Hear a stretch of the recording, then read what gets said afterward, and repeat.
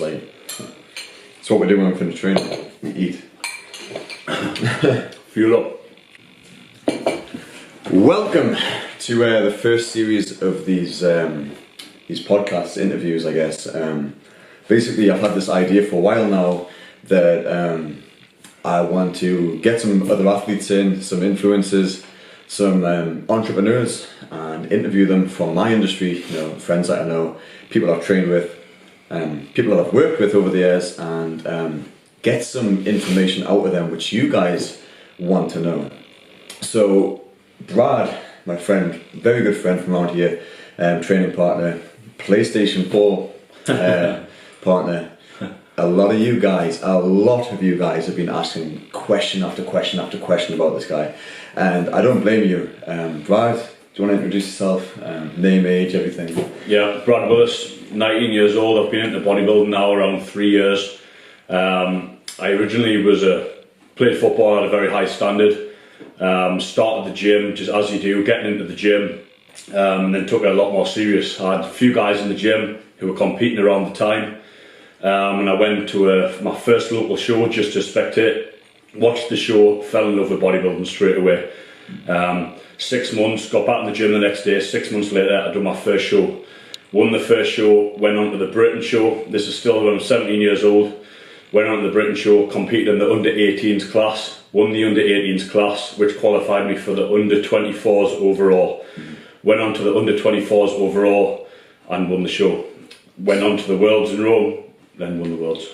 Which is a good start. I mean, a good start, it's phenomenal.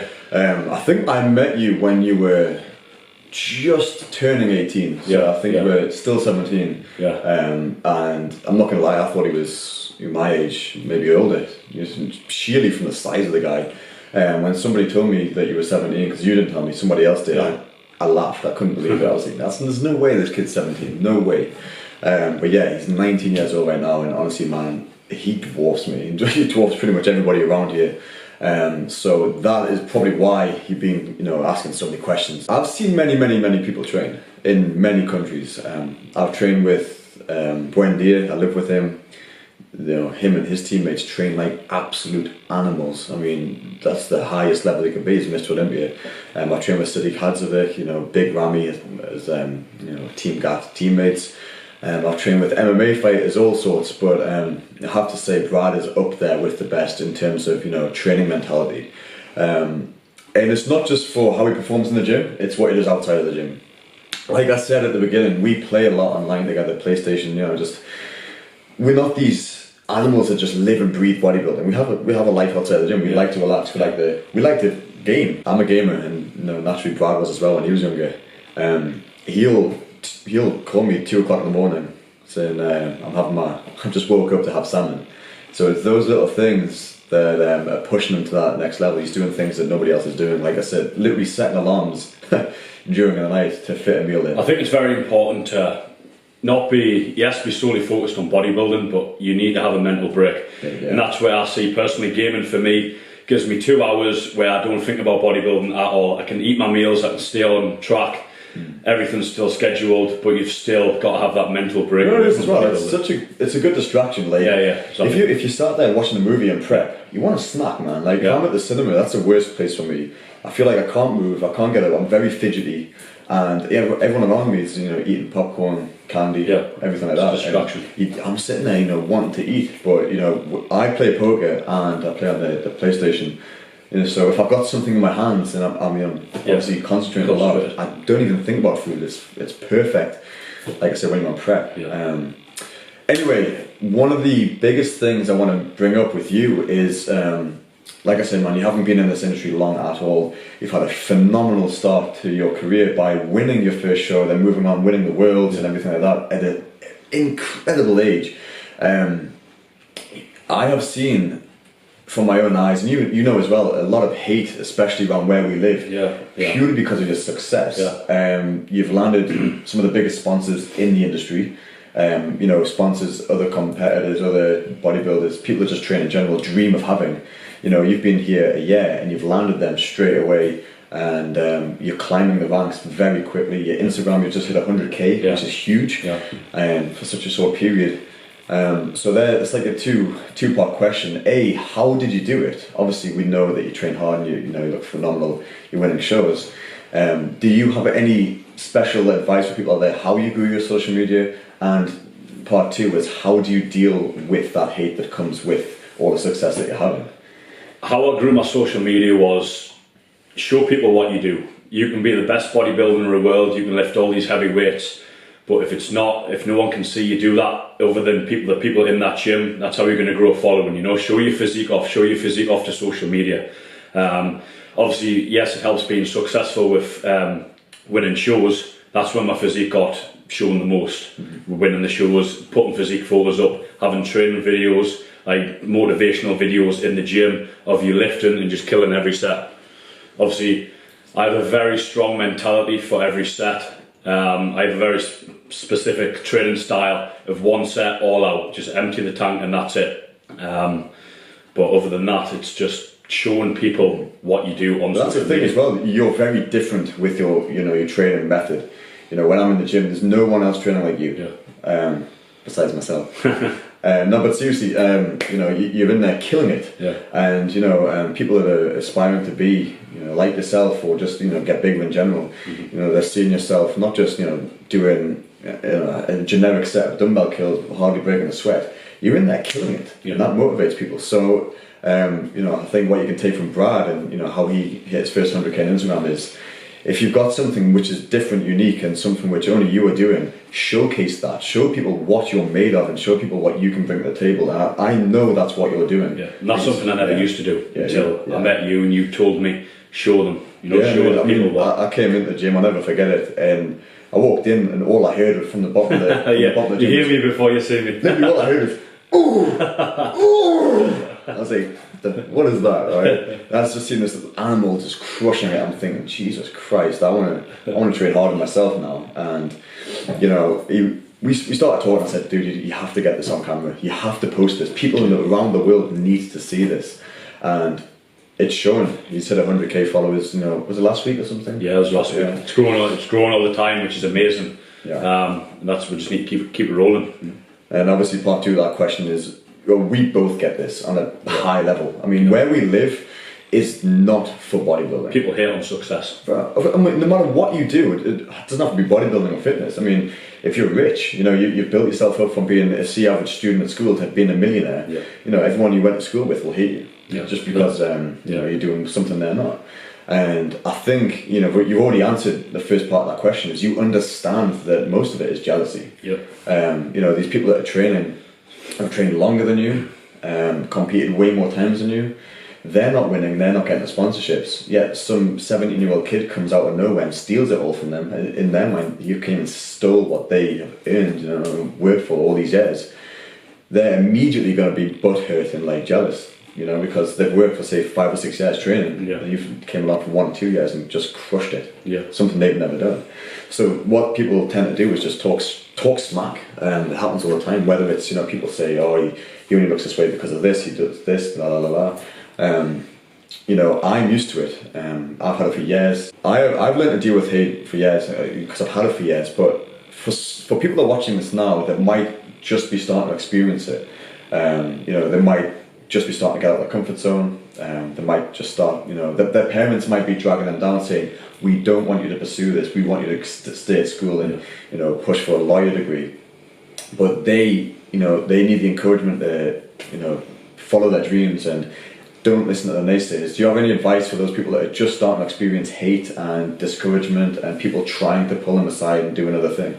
Honestly, it's going to happen no matter what. You've just got to have a path, and you've got to have a dream, and you've got to believe in it. If you don't believe in it yourself, then don't expect anyone else to believe in it. Whether your parents support you, whether your friends support you, whether your family don't support you. As long as if you believe in yourself and you believe in that dream that it can come true, just stick to it. You're going to get friends that's going to turn on you, you're going to get family that's going to turn on you, and you just need to keep on focused on that goal. Wake up every day with the same determination as you did the day before. But that's another thing. I mean, I found it extremely difficult at the beginning because I was like, I'm losing my friends, my family talking smack. Not my whole family, my mum and my dad are great, but cousins and things, whatever. But the thing is, there's other people out there like you who are going through the same thing, like yourself. You know, me and Brad are practically best mates now. You know, I had no idea who he was 2 years ago when I was struggling, and if I knew back then, you know, how it was going to be now, and I would meet new people, like-minded people. It's, you know, it's great. So don't be discouraged by, you know, people hating on you, people talking smack. You know, there's other people out there in the same position, and you know, once you cross paths, you'll grow some great friendships, great connections, and everything just keeps moving forward. And you know, once you understand and realize that these people are just talking, and that's all they're doing. Going back to what you were saying about my career path, when I first started out, look, I walked in the gym the first day I bought a gym membership. That's you've got to start somewhere. And yes, your parents are going to look at you, your friends and family are going to look at you. You're just some idiot going to the gym, trying to get big, you know, just trying to put on size, until they realise that you've actually got a career path, that there's something that you can actually make out of this. Obviously, it started off for me being very successful when I first started competing, and then now it's picking up very good sponsorships. You know, I've just signed for Redcon 1, one of the best supplement companies on the market right now, and Explosive 8, my clothing sponsor. So until things start to move ahead, but no one believed in it when that was happening. I made that happen, and I had a path, and I've got a dream that I'm going to keep working for. I mean, obviously, when I first started the gym, I was like 110 pounds or something, super skinny. Exactly. And I was mistakenly telling people that I wanted to be a fitness model and a competitive bodybuilder. They were just laughing in my face because I was so skinny. But now, you know, flip side of the table, everybody was like, "Oh, I always believed in you. I knew you could do it." You know, it's it's a typical success story. Everybody doubted you and laughed at you, but when they started seeing that it was actually working for you and you were getting places, you know, they wanted to be your best friend. So, talking about sponsors as well. I mean, a lot of people that start training, the first mistake I get, or I see a lot, is when people DM me. They never ask me normally how I, you know, get my physique. Obviously, a lot of people will, but most people say, "Hey, I want to be famous." The first thing they say is, "I want to be famous. I want to be a YouTuber. How do you get so many followers? How do you get a sponsor?" Before obviously asking, you know, about, you know, how do you develop your physique? How, you know, all these. They just want to know the end. They just want to get from A to B like this. You know. So I want to talk about sponsors. Obviously, the secret to getting this and getting the following and getting the sponsorship is, for us in this industry, developing the physique first. My advice to you guys is, if you're starting to get in a position now where you might have, say, like 10, 20k followers, and you think, "Oh, okay, I'm getting there, my physique's good," you're starting to compete, you know, you're climbing the ladders, and you want to start looking to get the first sponsorship. Personally, I don't know if this is your approach on this, I always put myself in the CEO's shoes. If I was sat behind this desk, and I, as me, came up to the CEO of this company, you know, presented myself and said, will you take me on to be an athlete for your company? You have to ask yourself, would I hire myself? Would I pay to have this guy represent my company? What can I get out of him? Because at the end of the day, it's a business. You know, these guys, it's not like, "Oh yeah, you look great. Here's everything for free," just because why not? You look good. It's not like that. They want something out of it. You know, these businesses they're businesses. It's not a charity. You know, they want something in return, whether it's advertising, whether it's image, you know, representing the brand. So the question you have to ask yourself is, if I own this company, why would I hire myself? Would I hire myself? And if so, you know, how are you going to benefit that company with you being on the team? Not just them handing you a load of supplements and you use them and post them on your Instagram. It's so good being part of a company, not only that I was a fan of for a long time. Redcon hasn't been around for a long time. Since they started, the growth has been insane, but it's so good to be part of a company that I'm not only just a fan of, but believe in. And the company's definitely going in the right direction. Actually something I need to mention as well. Most people always say that, you know, I advertise GAP like it's the best thing in the world, because I believe in their products. I love their products. It's a fantastic company, and they've treated me so well over the years. And I've only ever said one product was bad, and that was about 3 years ago, and they took it off the shelf. Truthful. The reason I advertise GAP in the way I do, like, I love the company, is because I do. But yeah, guys, when it comes to getting your first sponsor, it's literally, don't train hard and expect it to come to you. You have to push for it, you have to chase it, and you have to prove to these guys that you're a valuable asset to their company. And the same thing is, you know, when it comes to success in your physique and competing, it is for sponsors. Don't give up. If you get rejected by a company, it doesn't mean it's the end of the world. You know, keep trying, keep pursuing, and ultimately, once an opportunity arises, pounce on it, jump on it, and then show them that, you know, you're a good asset to that company and that you can provide a lot for them. And then that's it. Everything will go up from there. Like, what's the best training split, or like, how's your training? How did you put on so much size in terms of like a training split or something? That's like such an easy question, but it's like, how can I tell you how to train? You know what I mean? Like, it's you respond to what you know what I mean? Everyone responds to a different style of training. How my arms react to one set versus his is massively different. I'll do a warm-up set on arms and I'll get a 1 inch growth immediately. Like, it's ridiculous. Yeah, Brad does 2 back pulls and his back flares out. You know, you'll always have a body part that responds a lot better. Since the first day I walked in the gym, I've never had a problem with growing back, feeling a contraction or anything. But arms, it's just, I have to put a lot more effort in, a lot more mental focus to contract them. See, with me it's second nature. I don't even have to think about it. I do a dumbbell curl and everything's just reacting all over. I can feel every single fibre from my brachialis to the actual different heads of my bicep. I can feel everything working, just warming up. Whereas with my back, I struggle with the contractions. I struggle with feeling certain parts of my lats. Where, like you said, for you it's second nature. So it is very different for every single different person. Obviously you have endomorphs, ectomorphs, mesomorphs, 3 totally different body structures there. Every single person has different strengths, and you've just got to find, I would say, a good coach that understands your physique, understands what works for you, and time trial and error, learning time with that coach. That's what people don't realise. Like, so me or Zach, for an example, you'd sign up with us for coaching, we'd give you the first training plan. That first training plan is most likely never going to remain for the next year at all. I don't think I've ever had a client where I've said, this is your training plan, and that's it. That's the perfect training plan for him. No way. Ever. I mean, what am I thinking? I don't think it's never been that way. Most people that do sign up with me, the plans to begin with aren't normally the same at all, but tend to follow like the same guidelines. And then once we communicate through WhatsApp and phone calls and everything, I really start to learn about their physique and what works for them, and then that's where your coach's job really kicks in to change everything for them and work with what works for them and focus. Like I say, for me, my coach right now is adding in legs and back twice a week, whereas they're cutting down on my arms and shoulders because they're ridiculous in comparison.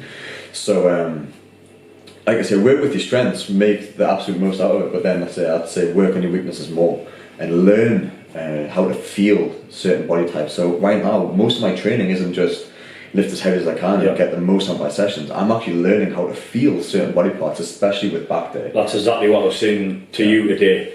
My perfect style of training is heavy, and that's the way I respond. But in terms of, if you look at like a back to a bicep, the difference to that is amazing. You're not going to start curling 40 kilogram dumbbells solely using your biceps. No. So for an example, on the back and biceps day, I would do a lot of heavy back work, and then I do total pump biceps, and that's how I feel a response. Well, you were curling the 15 kilogram dumbbells. Exactly.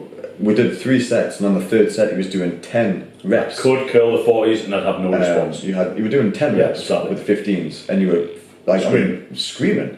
But it was just the training method, the style. I showed him how to really focus on his head, and it's hard work, but that's what works for him. Like I say, I can do that with heavier dumbbells for sure, but my arms are so overpowered and dominant for my physique.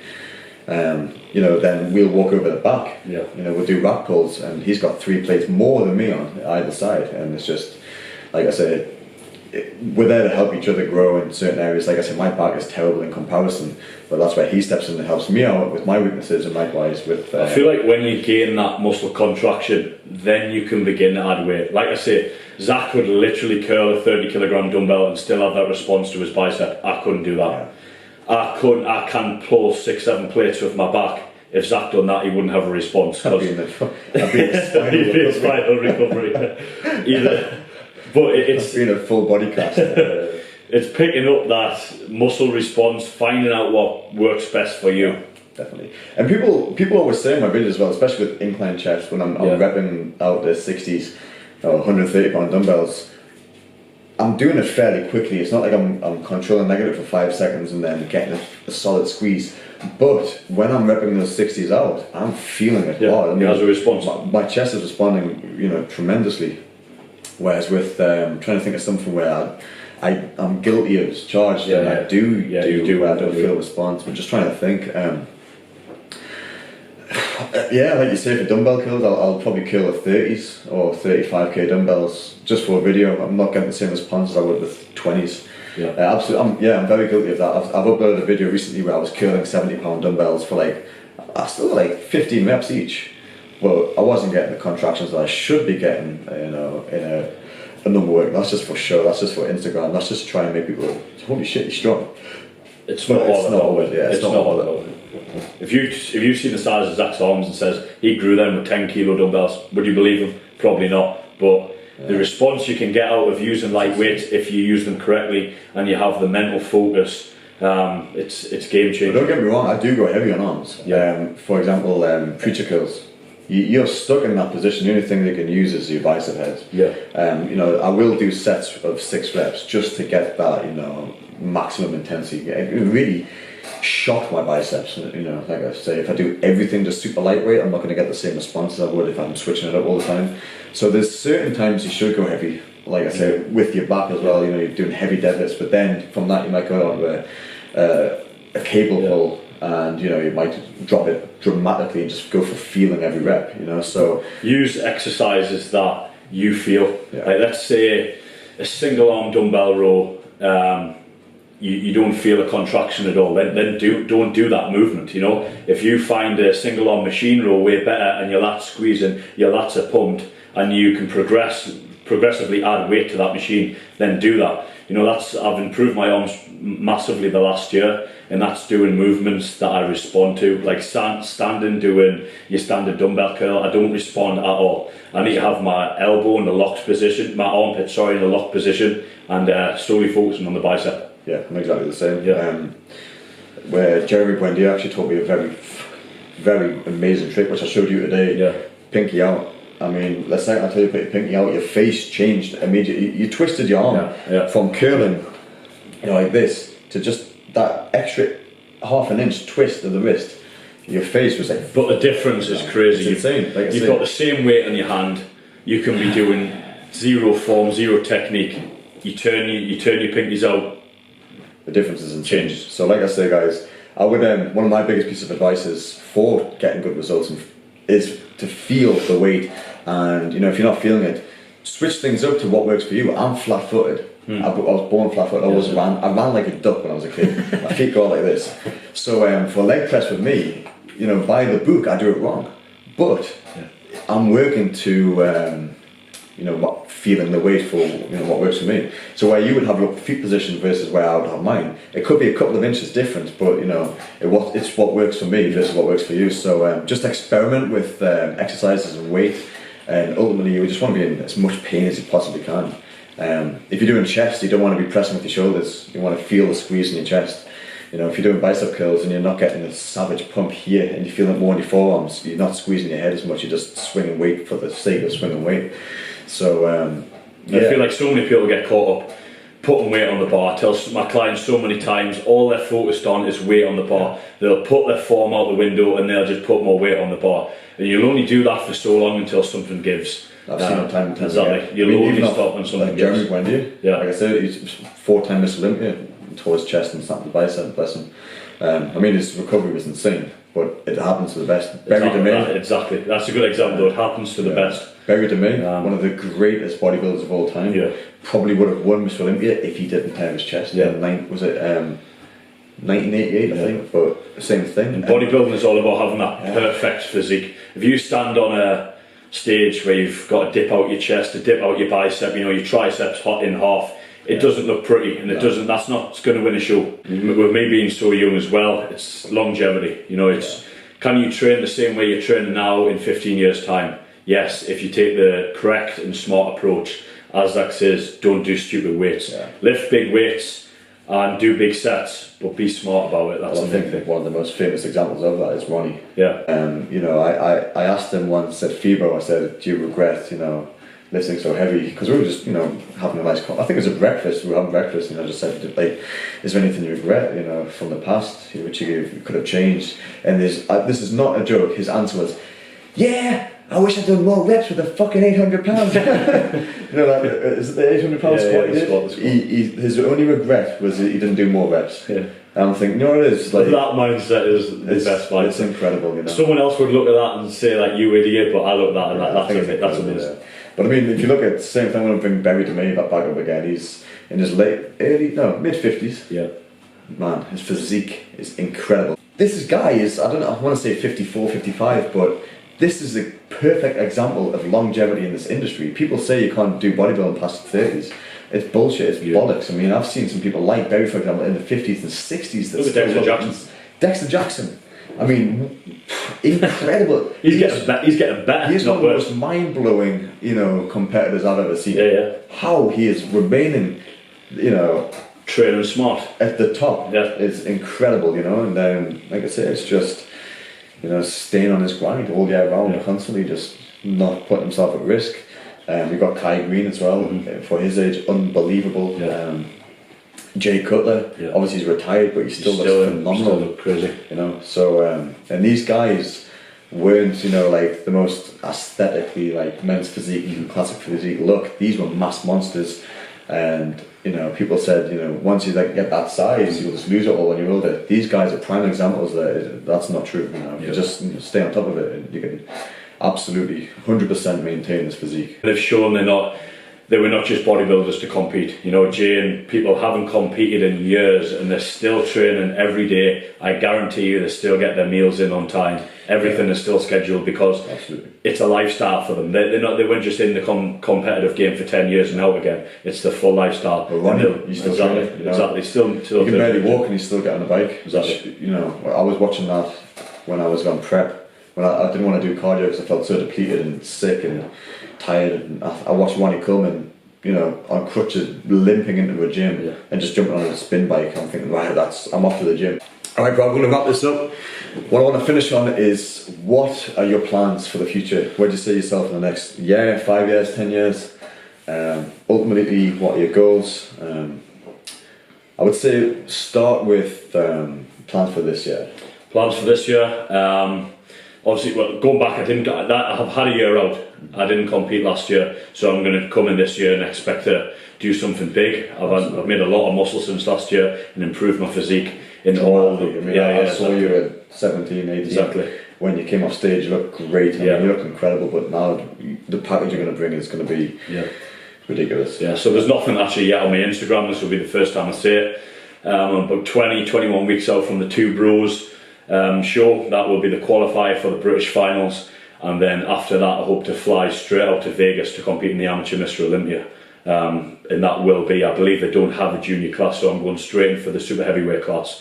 So the men's open super heavyweights, I have nothing to lose and a lot to prove in that class. That's another thing I want to talk about, is how do you get through prep, how do you get through the dieting? Is there any tips or tricks that you personally have to get yourself through it? I know the answer. Very simple. Have a goal. Yeah. You want first place or second place. That's the short answer. Yeah. You slack, second place. You give 100%. Yeah. Do not slack on anything. And if you turn up on that day and get beat, you can honestly say you could not have done a rep more, ate a meal more, or anything. If you don't want that win as much as you want to breathe, then you're in the wrong industry. Exactly. You're not going to give it your all. And I knew that's what you were going to say. It's just, I don't need motivation, I don't have any tips or tricks, just get on with it, because this is me, But sometimes that's what it comes down to. Sometimes, like, people say, what is the secret, what is the tips and tricks you use in prep?